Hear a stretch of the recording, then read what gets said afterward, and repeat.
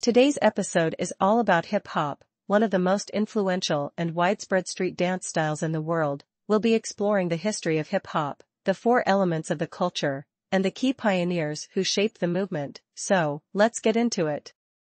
Hip-hop began in the late 1960s in the Bronx, New York City, as a way for African American and Latino youth to express themselves and escape the harsh realities of their daily lives.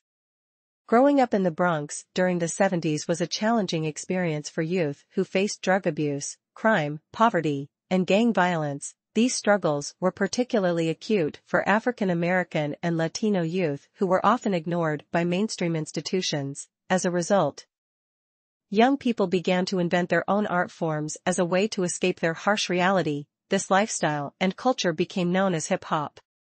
Hip-hop is a movement that represents the freedom to learn, grow, and evolve. It is a way of life that was born out of a desire to escape the negativity and challenges of daily life in the South Bronx. The movement redirected the youth's energy to values like originality, creativity, identity, respect, and community. For many, DJing, MCing, breaking and dancing, and graffiti weren't just hobbies, they were sanctuaries.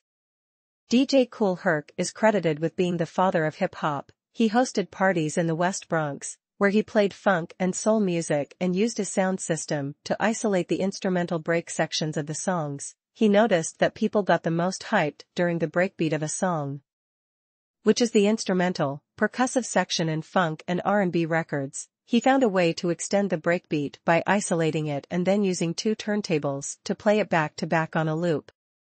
Grandmaster Flash further innovated the art of DJing by using his headphones to pinpoint exactly where the beat started and ended. This allowed him to pre-cue the beats and make seamless transitions between the breaks. As this happened, the master of ceremonies, or MC, would hype up the DJ and the crowd, keeping the energy going. By the late 1970s, DJs and MCs were getting together regularly to spin, scratch, cut, and mix for the community.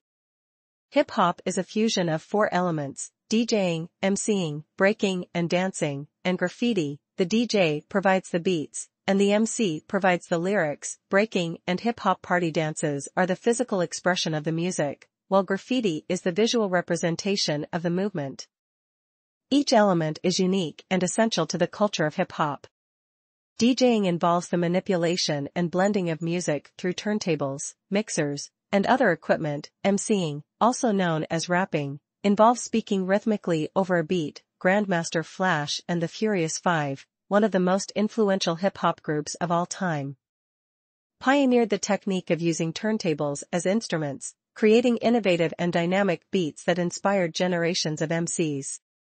Graffiti is a visual art form that involves spray painting letters, images, and designs on public surfaces. The graffiti artists of the 1970s and 1980s, such as Lee Quinones and Lady Pink, used the city as their canvas, expressing their creativity and challenging the status quo.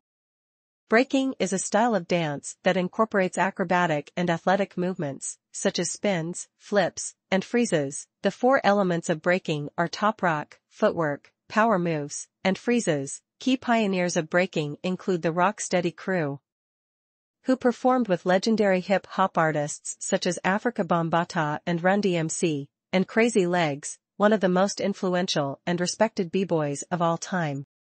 Not everyone was capable or interested in the physically demanding moves of breaking, and various types of hip-hop music inspired different ways of movement, some of which were social, lighthearted, and fun. Buddha Stretch and other dancers pioneered hip-hop party dances, which included the Snake, Chicken Head, Cabbage Patch, Harlem Shake, and Running Man. As the dance scene grew, multiple hip-hop clubs emerged throughout New York, including Latin Quarters and Union Square. These dances are often what people think of as old-school hip-hop dances. In the late 90s and early 2000s, as hip-hop music evolved with new instruments and rap flows, new dances such as the whip, nay-nay, Dougie, and Cat Daddy emerged from recent songs. While styles like popping/boogaloo, house, locking, and whacking are often grouped under the hip-hop umbrella, they are actually individual dance styles with their own techniques, vocabulary, and origin.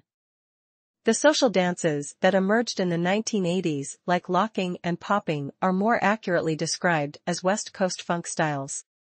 Hip-hop gained recognition from the media in the early 1980s through films such as Wild Style, Style Wars, Beat Street, and Breakin'. In 1981, the battle between Rocksteady Crew and the Dynamic Rockers at the Lincoln Center gained national exposure, and in 1983, the movie Flashdance featured Rocksteady Crew members in a cameo performance.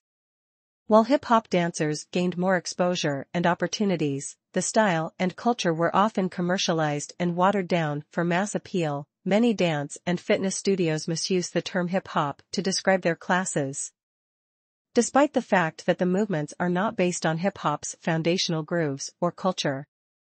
Modern shows and movies like America's Best Dance Crew, Dancing with the Stars, So You Think You Can Dance, Say the Last Dance, You Got Served, and the Step Up series have further popularized street-style movement, but often depict underground hip-hop culture in a way that is packaged for the screen. A disadvantage of packaging hip-hop culture for the masses is that open-style choreography classes, formerly called urban dance style, became mislabeled and marketed as hip-hop dance classes. Hip-hop dance had become a catch-all term for any style of dance that incorporates street dance elements. The mislabeling of choreography classes as hip-hop dance has several negative consequences. For one, it undermines the legitimacy of hip-hop dance. When people think of hip-hop dance as just a trendy style of dance that anyone can learn, they fail to appreciate the history, culture, and technical skill involved in mastering the dance style. This can lead to the erasure of the contributions of hip-hop pioneers and the perpetuation of cultural appropriation. Mislabeling choreography classes as hip-hop dance can be misleading to students who are interested in learning hip-hop dance. They may sign up for a class expecting to learn authentic hip-hop dance, only to be disappointed when they find out that the class is actually teaching a pre-choreographed routine. This can lead to frustration and disillusionment, and may even discourage students from pursuing hip-hop dance further.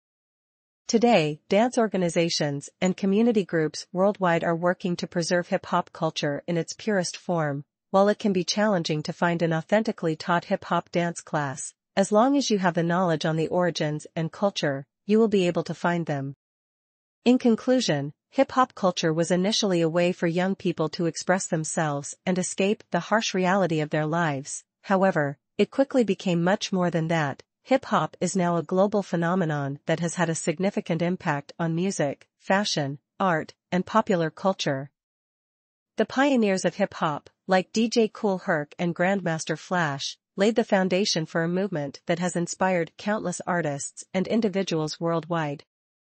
That's it for today's episode on the history, culture, and pioneers of hip-hop. We hope you've learned something new about this incredible dance style and its impact on the world. Join us next time as we explore another street dance style and its rich history and techniques.